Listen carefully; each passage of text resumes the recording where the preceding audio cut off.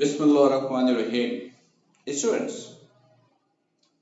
आज के लेक्चर में हम लोग चैप्टर नंबर 17 का एक और इम्पॉर्टेंट टॉपिक डिस्कस करने जा रहे हैं और वो टॉपिक है फोटो इलेक्ट्रिक इफेक्ट।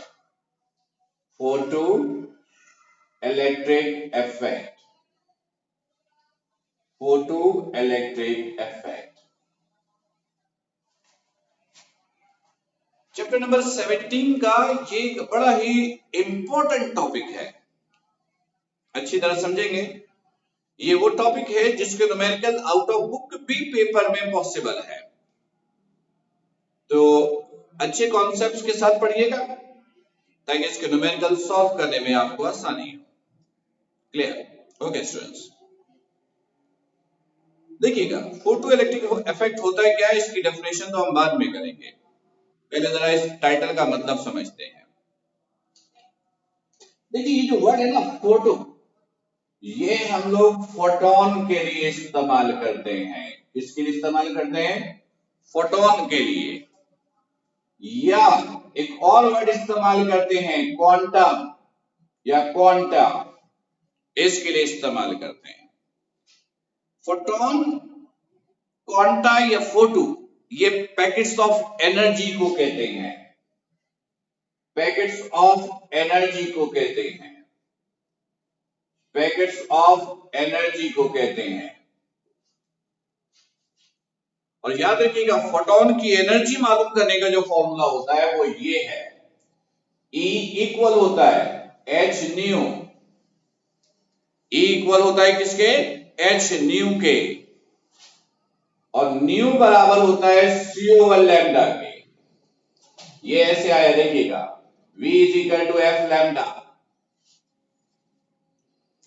जब लाइट की बात होती है तो वेलोसिटी यूज करते हैं c, फ्रीक्वेंसी यूज करते हैं nu, wavelength as it is.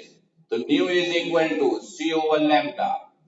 तो न्यू की जगह हमने पुट किया c ओवर लैम्डा, राइट? तो स्टूडेंट्स, फिलहाल याद रखिएगा,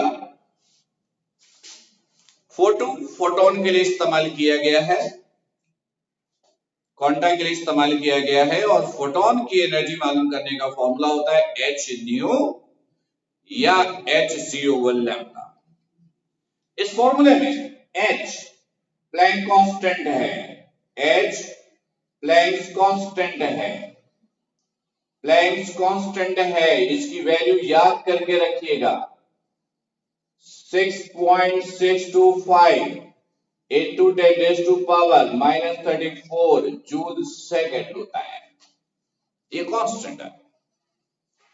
new is the frequency of photon, ये वेरी करता है, चेंज होगा। c is the speed of light, इसकी वैल्यू भी याद करके रखिएगा, 3 into 10 raised to power 8 metre पर second. Lambda is the wavelength, ये भी डिफरेंट लाइट की डिफरेंट होती है, राइट? चले, ये तो बात हुई कि फोटोन क्या है। इलेक्ट्रिक, इलेक्ट्रिक का मतलब होता है flow of electron. Flow of electron या इलेक्ट्रॉन कह लीजिए in form of flow. Photo electric effect का मतलब हुआ फोटोन का इलेक्ट्रॉन के फ्लो पर इफेक्ट, फोटोन का इलेक्ट्रॉन के फ्लो पर इफेक्ट। स्टूडेंट्स, ये कोई डेफिनेशन नहीं है, ये तो टाइटल से ये मतलब नजर आ रहा था, टाइटल से ये मीनिंग नजर मिल रही थी हमें। फोटो इलेक्ट्रिक इफेक्ट होता क्या है, पहले हम लोग एक छोटा सा एक्सपेरिमेंट करेंगे और फिर इसकी डेफिनेशन देखेंगे, राइट? ओके स्टूडेंट्स,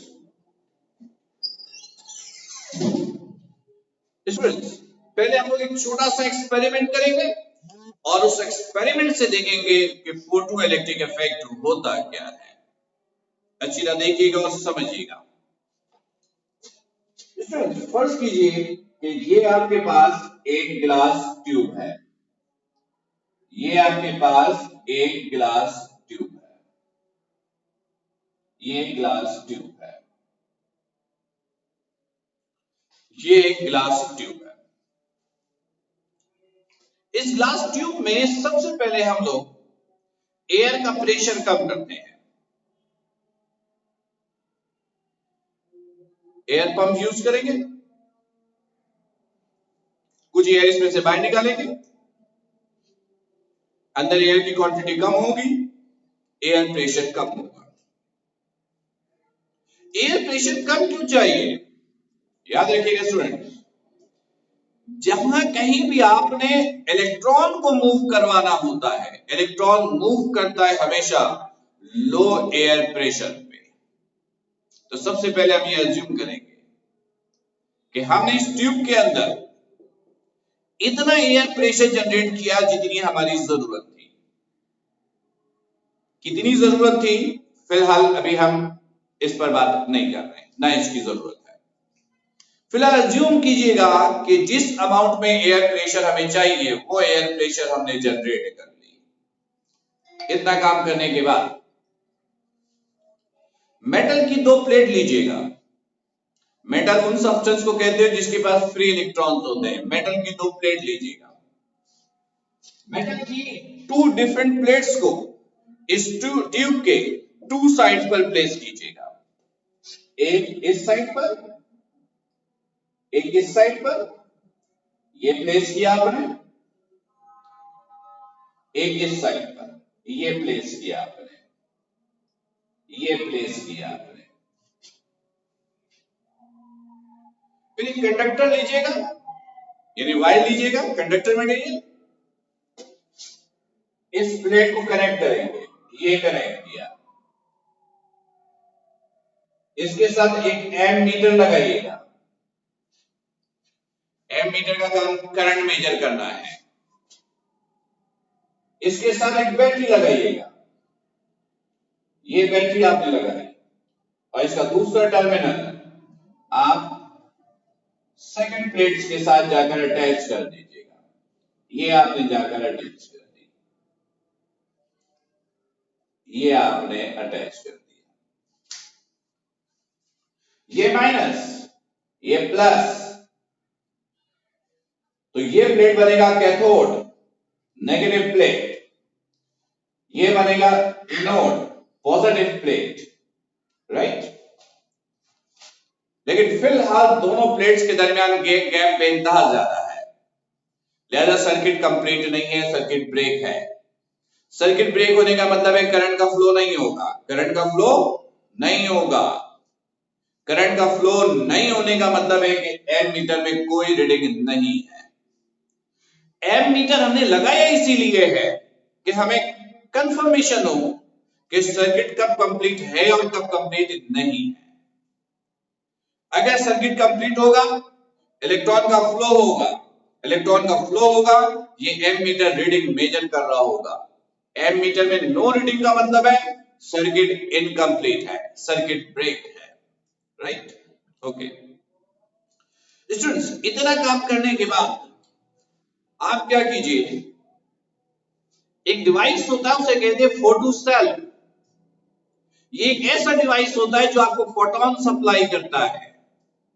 आप फोटो सेल्स की मदद से फोटोन इस मेटल सरफेस पे ड्रॉप कीजिए, यानी फोटो सेल्स की मदद से ये फोटोन आपने मेटल सरफेस पे आपने ड्रॉप किया, ये आपने ड्रॉप किया, ये फोटॉन्स है। फोटॉन्स की एनर्जी E, जो कि h न्यू या hc ओवर लैम्डा के इक्वल होता है। आपने फोटोन मेटल सरफेस पे ड्रॉप किया। फोटोन मेटल सरफेस पे ड्रॉप होने का मतलब होता है कि आप मेटल सरफेस को एनर्जी शिफ्ट कर रहे हो। मेटल सरफेस को आप एनर्जी शिफ्ट कर रहे हो। अगर मेटल को इतनी एनर्जी मिल गई जो कि फ्री इलेक्ट्रॉन्स को फ्री करने के लिए रिक्वायर्ड होता है, तो इलेक्ट्रॉन एमिट होना शुरू हो जाएगा। स्टूडेंट्स, अगर मैं आपसे कहता हूं कि ये मेरे पास एक मेटल है, तो इसका मतलब है इसके पास फ्री इलेक्ट्रॉन है, और फ्री इलेक्ट्रॉन का मतलब होता है कि हम जिसको एनर्जी देंगे इसके बदले ये अपने इलेक्ट्रॉन फ्री करके हमें देगा, यानी हमें अपने इलेक्ट्रॉन से देगा। तो जब फोटोन मेटल सरफेस पे ड्रॉप होता है तो मकसद होता है एनर्जी की शिफ्टिंग। अगर मेटल सरफेस को इतनी एनर्जी मिल गई जो इलेक्ट्रॉन को फ्री करने के लिए चाहिए तो इलेक्ट्रॉन फ्री होना शुरू हो जाएगा, इलेक्ट्रॉन एमिट होना शुरू हो जाएगा। हम अज्यूम करेंगे कि फोटोन के जरिए हमने इतनी एनर्जी मेटल सरफेस को दी कि इसमें से इलेक्ट्रॉन एमिट होना शुरू हो गया, इलेक्ट्रॉन एमिट होना शुरू हो गया, ये इलेक्ट्रॉन निकलना शुरू हो गया, ये इलेक्ट्रॉन निकलना शुरू हो गया।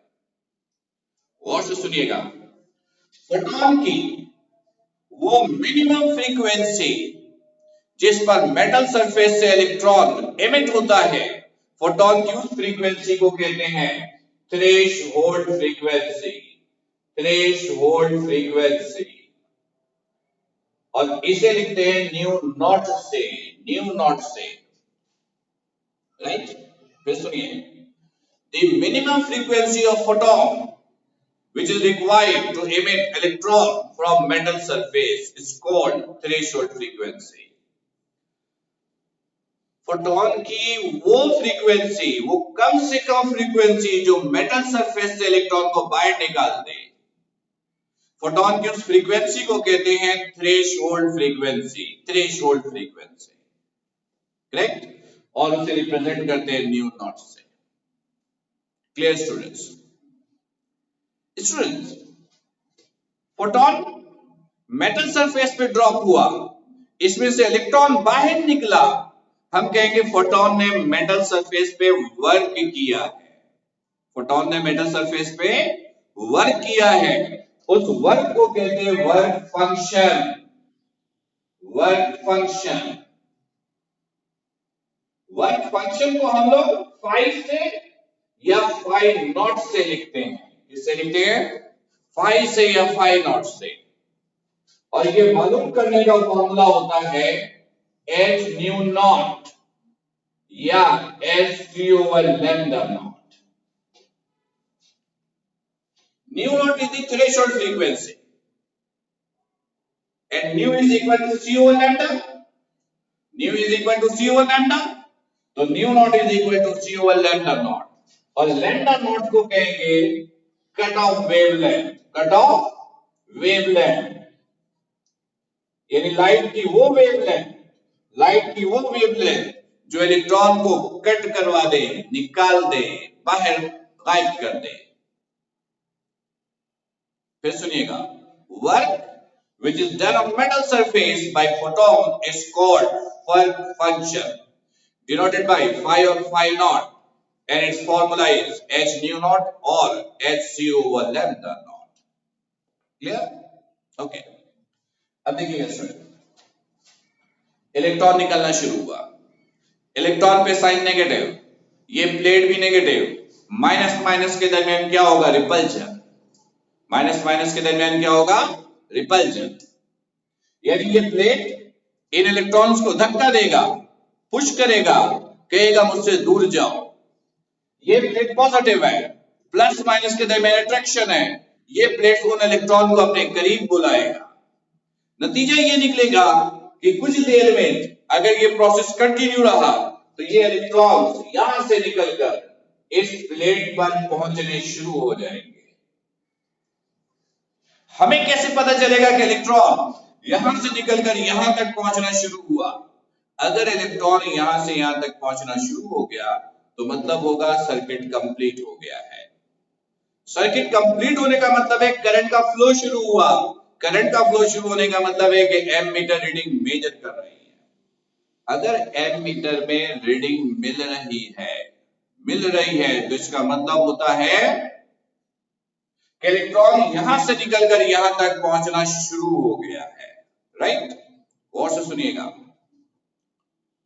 वो पोटेंशियल जो इलेक्ट्रॉन को कैथोड से एनोड तक लाने के लिए इस्तेमाल हुआ, वो पोटेंशियल जो इलेक्ट्रॉन को कैथोड से एनोड तक लाने के लिए इस्तेमाल हुआ, उस पोटेंशियल को कहते हैं stopping potential, stopping potential, stopping potential. और इसे आप डिनोट करेंगे V नॉट से, Potential which is required to move electrons, or you can say photoelectrons. Photoelectron का मतलब है वो इलेक्ट्रॉन जो फोटोन की मदद से निकला है. Potential which is required to move photoelectrons from cathode plate to anode plate.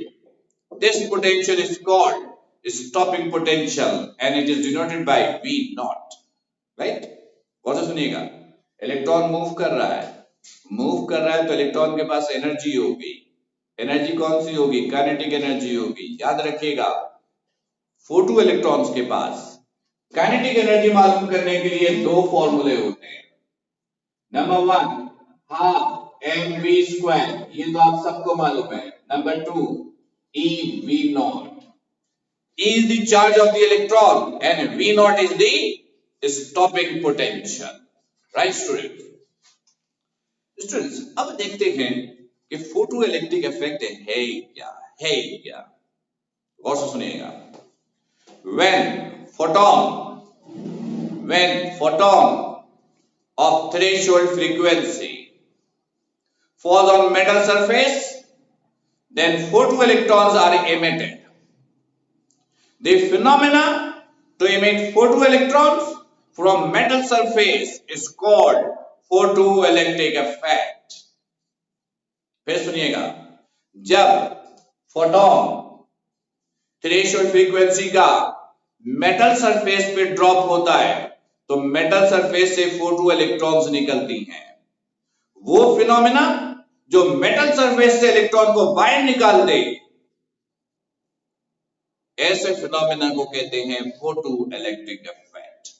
Right students, ये एक्सपेरिमेंट इनिशियली हर्ट्ज नाम के साइंटिस्ट ने किया था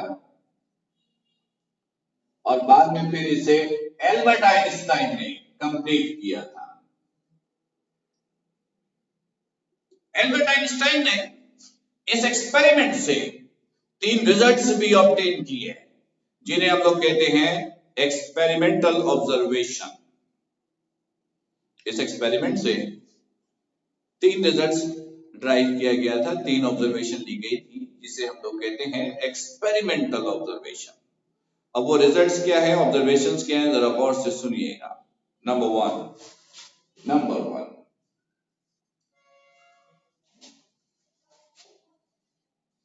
आइंस्टाइन ने ये जो फोटोन है इसकी फ्रीक्वेंसी को इंक्रीज किया.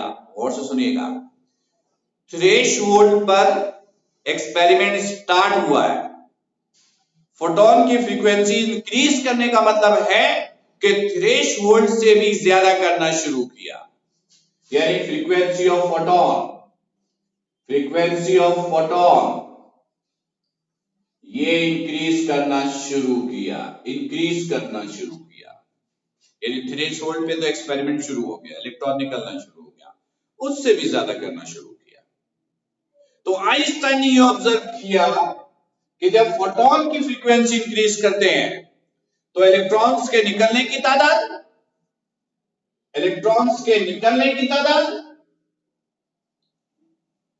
और इलेक्ट्रॉन्स की काइनेटिक एनर्जी या वेलोसिटी के ये एक ही बात है. काइनेटिक एनर्जी ऑफ इलेक्ट्रॉन्स ये दोनों इंक्रीज हो जाता है. ये दोनों क्या हो जाता है? इंक्रीज. सुनिएगा स्टूडेंट,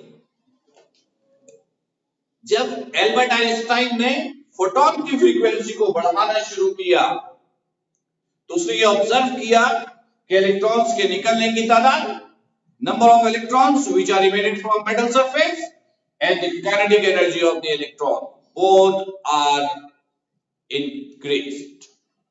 दोनों की वैल्यू इंक्रीज हो गई. ये पहली एक्सपेरिमेंटल ऑब्जर्वेशन थी. Right.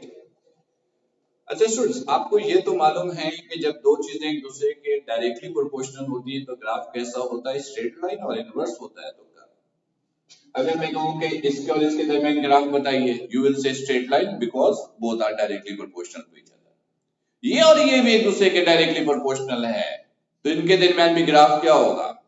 Straight line. For example ऐसे देखिएगा, अगर मैं आपसे कहूं कि एक्स एक्सिस पर फर्ज कीजिए कि मैंने फ्रीक्वेंसी रखा और यहां पर काइनेटिक एनर्जी रखा या वेलोसिटी रखा, बात एक ही है। फ्रीक्वेंसी काइनेटिक एनर्जी एक दूसरे के क्या डायरेक्टली प्रोपोर्शनल। ग्राफ कैसा होगा? Straight line. और से देखिएगा इसका ग्राफ ये बनेगा, ये ओरिजिन से पास नहीं हो सकता, ये गलत है, ये गलत है। क्यों गलत है? ओरिजिन पर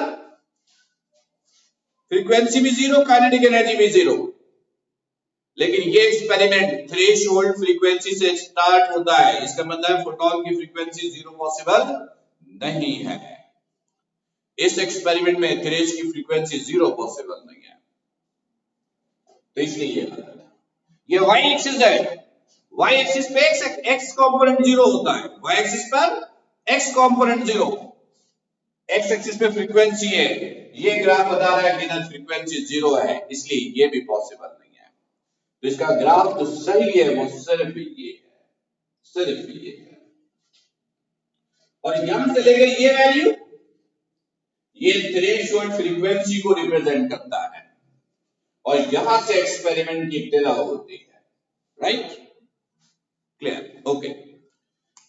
आते हैं दूसरे एक्सपेरिमेंटल ऑब्जर्वेशन की तरफ, number 2।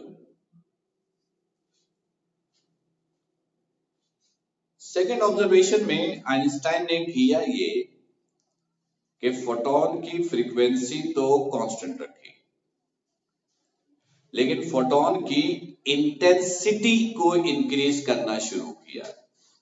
Intensity of photon, intensity of photon ये इंक्रीज करना शुरू किया। इंटेंसिटी का मतलब होता है फोटॉन्स की क्वांटिटी। आप जिस रूम में बैठे हैं इसमें जितनी लाइट है, अगर मैं कहूं फोटॉन की इंटेंसिटी बढ़ा दो तो इसका मतलब है कमरा ज्यादा ब्राइट हो जाएगा, ब्राइटनेस बढ़ जाएगी। इंटेंसिटी बढ़ने का मतलब होता है फोटॉन की क्वांटिटी बढ़ गई है, क्वांटिटी बढ़ गई है। राइट, फ्रीक्वेंसी कांस्टेंट रखा। फ्रीक्वेंसी कहते हैं number of cycle, number of waves in 1 second. Intensity बढ़ाई फोटॉन की, तो एल्बर्ट आइंस्टाइन ने यह ऑब्जर्व किया कि इलेक्ट्रॉन्स की तादाद तो बढ़ गई, नंबर ऑफ इलेक्ट्रॉन्स ये तो इंक्रीज हो गया, लेकिन काइनेटिक एनर्जी में कोई तब्दीली नहीं आई, यानी वेलोसिटी में कोई तब्दीली नहीं आई। इसका मतलब है velocity of photoelectrons or kinetic energy of photoelectron doesn't depend on the intensity of photon, it only depends on frequency of photons. Right? ये सेकंड ऑब्जर्वेशन थी। अगर मैं ग्राफ बनाने के लिए कहूं, फर्ज कीजिए मैं ग्राफ I और काइनेटिक एनर्जी के दरमियान कहूं, तो स्टूडेंट्स I इंक्रीज हो रहा है, चले I को हम इधर रख लेते हैं एक्स एक्सिस पर। This is the kinetic energy. I increase हो रहा है लेकिन काइनेटिक एनर्जी में कोई तब्दीली नहीं। इसका मतलब है ग्राफ एक स्ट्रेट लाइन होगा और एक्स एक्सिस के पैरेलल होगा। देखिएगा I तो इंक्रीज हो रहा है, काइनेटिक एनर्जी में कोई तब्दीली नहीं, यानी काइनेटिक एनर्जी में कोई तब्दीली नहीं, ये कोई तब्दीली नहीं। कहीं पर भी काइनेटिक एनर्जी देखेंगे, काइनेटिक एनर्जी वाई पर है, ये कांस्टेंट है, इसमें कोई चेंजेस नहीं है। यानी इंटेंसिटी ऑफ फोटॉन और काइनेटिक एनर्जी का graph straight line parallel to X axis होगा, इंटेंसिटी एक्सिस होगा। और साथ में जरा सा ये साइन भी यूज करेंगे। इस साइन का मतलब होता है कि फोटॉन की कुछ इंटेंसिटी, कुछ वैल्यूज ऐसी भी है इंटेंसिटी की जिस पर यह रिलेशन एग्जिस्ट नहीं करता है। फिर सुनिएगा, थ्रेशोल्ड फ्रीक्वेंसी पे एक्सपेरिमेंट शुरू हुआ, तो थ्रेशोल्ड फ्रीक्वेंसी से जो कम की फ्रीक्वेंसी होगी, फ्रीक्वेंसी फोटॉन की, उस पे भी तो इंटेंसिटी होगी, लेकिन उस इंटेंसिटी पर एक्सपेरिमेंट स्टार्ट तो नहीं हुआ। तो इसका मतलब है फोटॉन की सारी इंटेंसिटी पर ये एक्सपेरिमेंट एग्जिस्ट नहीं करता है। तो ये ग्राफ अनसर्टेनिटी को रिप्रेजेंट करता है। मतलब कहता है कि फोटोन की कुछ इंटेंसिटी ऐसी है जहां पे ये रिलेशन एग्जिस्ट नहीं करता है, ये रिलेशन एग्जिस्ट नहीं करेगा। क्लियर? ओके। तीसरी ऑब्जर्वेशन, तीसरी और आखिरी ऑब्जर्वेशन, थ्रेशोल्ड फ्रीक्वेंसी की वैल्यू डिफरेंट होगी, डिफरेंट होगी, डिफरेंट होगी for different metals, for different metals. यानी डिफरेंट मेटल्स के लिए थ्रेशोल्ड फ्रीक्वेंसी की वैल्यू भी क्या होगी? डिफरेंट होगी। स्टूडेंट जरा नोट कीजिएगा, थ्रेशोल्ड फ्रीक्वेंसी वो कम से कम फ्रीक्वेंसी है फोटोन की जिस पर से इलेक्ट्रॉन निकलता है। तो डिफरेंट मेटल की कैरेक्टरिस्टिक्स क्या होती है? डिफरेंट होती है। तो मेटल सरफेस से इलेक्ट्रॉन को निकालने के लिए एनर्जी भी क्या चाहिए? डिफरेंट चाहिए। जब एनर्जी डिफरेंट चाहिए तो फ्रीक्वेंसी भी क्या होगी? डिफरेंट होगी, क्योंकि एनर्जी फ्रीक्वेंसी के डायरेक्टली प्रोपोर्शनल है। फिर सुनिएगा, मेटल सरफेस से इलेक्ट्रॉन निकालने के लिए फोटोन की जो कम से कम फ्रीक्वेंसी होती है उसको कहते हैं थ्रेशोल्ड फ्रीक्वेंसी। तो डिफरेंट मेटल की नेचर डिफरेंट होती है, तो डिफरेंट मेटल के सरफेस से इलेक्ट्रॉन को निकालने के लिए एनर्जी भी डिफरेंट चाहिए। एनर्जी डिफरेंट होगी तो फ्रीक्वेंसी भी क्या होगा? डिफरेंट होगा। तो थ्रेशोल्ड फ्रीक्वेंसी की वैल्यू डिफरेंट मेटल के लिए क्या होती है? डिफरेंट होती है। ये तीसरी ऑब्जर्वेशन, राइट। इन तीनों को कहते हैं experimental observations of photoelectric effect. Albert Einstein ने इतना काम करने के बाद यहां पर एक मैथमेटिकल रिलेशन भी स्टैब्लिश किया। और से देखिएगा, इस एक्सपेरिमेंट में फोटोन ड्रॉप हुआ मेटल सरफेस पे, उसने वर्क किया, वर्क को कहा फाई, इलेक्ट्रॉन निकल के मूव करना शुरू किया, ये है काइनेटिक एनर्जी के। अगर आप फोटोन ड्रॉप नहीं करते, अगर आप फोटोन ड्रॉप नहीं करते तो वर्क नहीं होता, काइनेटिक एनर्जी प्रोड्यूस नहीं होती। तो इसका मतलब इन दोनों का जिम्मेदार कौन है? ये है। अगर आप फोटोन ड्रॉप नहीं करते तो वर्क नहीं होता, काइनेटिक एनर्जी प्रोड्यूस नहीं होती। इसका मतलब है कि इन दोनों का जिम्मेदार कौन है? ये है। इसका मतलब है इन दोनों को प्लस करेंगे तो किसके इक्वल आएगा? इसके इक्वल आएगा। तो इसको हम लोग ऐसे लिखेंगे, E is equal to phi naught plus KE. This is equation number 1. Clear? E equal होता है h न्यू के, ये बताया आपको। फाई नॉट ये बराबर होता है h न्यू नॉट के, ये बताया आपको। के को फिलहाल मैंने एज इट इज लिखा है। h न्यू ये प्लस का, इससे डाकर माइनस का, this is K E. h common, nu minus nu not is equal to K E. This is number 2, right. अभी अभी मैंने आपको बताया था न्यू इक्वल होता है सी ओवर लैम्डा के। न्यू इक्वल होता है किसके?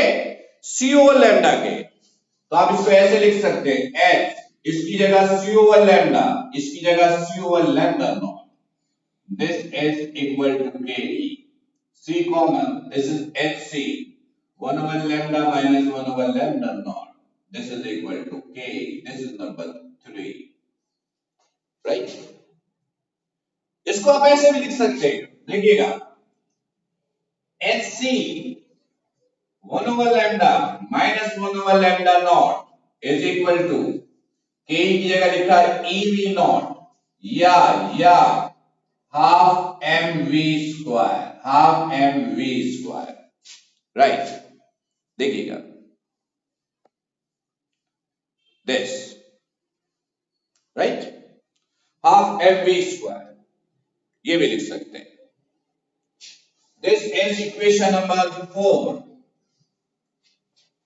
Equation number 4. Equation 1, 2, 3, 4. 1, 2, 3, 4. are known as Einstein's equations.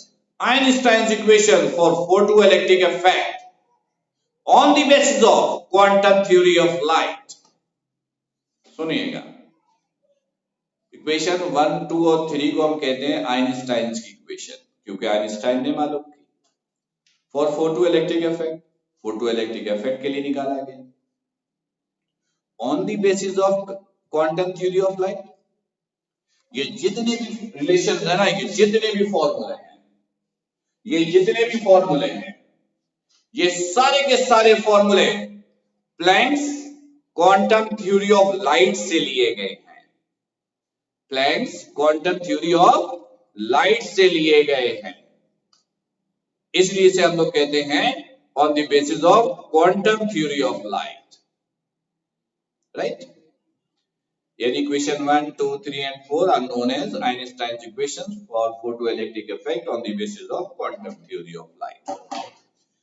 Students, इस टॉपिक की लर्निंग नोट्स में देखिएगा, अगर नोट्स में आपको आसानी होती है उससे कर लीजिएगा, अदरवाइज फिर मुझे इन्फॉर्म कीजिएगा तो आपके लिए कोई दूसरा सॉल्यूशन देखेंगे। पेपर में कैसे पूछते हैं जरा ये भी समझिएगा। पेपर में नॉर्मली ये सेक्शन सी में आता है। कैसे? हम कहेंगे define photoelectric effect, write down it's experimental observation. फिर कहेंगे explain Einstein's equation for photoelectric effect on the basis of quantum theory of light. Define photoelectric effect, write down its experimental observation, and explain the Einstein's equation for photoelectric effect on the basis of quantum theory of light. ये इस तरीके से पूछते हैं section C में। Short question में भी पूछा जा सकता है। हम कह सकते हैं कि define the following terms, photoelectric effect, threshold frequency, work function, cut off wavelength, stopping potential, सब एक एक नंबर की डेफिनेशन पूछ ले, तो इन सब की डेफिनेशन भी आपको आनी चाहिए, राइट। स्टूडेंट्स, इस टॉपिक को लाजमन रिवाइज करके भी देखिएगा 1 टाइम, 2 टाइम, 3 टाइम, ताकि ये सारे कॉन्सेप्ट्स क्लियर हो जाए, ताकि न्यूमेरिकल करने में आपको आसानी हो। स्टूडेंट्स, अगले लेक्चर में हम लोग इस टॉपिक के न्यूमेरिकल्स करेंगे। इस टॉपिक के न्यूमेरिकल आउट ऑफ बुक भी पेपर में पॉसिबल है, तो वो टेक्निक भी देखेंगे जिससे इस टॉपिक के न्यूमेरिकल आसानी से पेपर के हो जाए। इन तमाम चीजों के बावजूद भी अगर लेक्चर में कोई कंफ्यूजन हो, कोई सवाल हो, तो लाइव क्वेश्चन आंसर सेशन में फिर मुझसे डिस्कस कीजिएगा। तब तक अपना बड़ा ख्याल रखिएगा। अस्सलामु अलैकुम।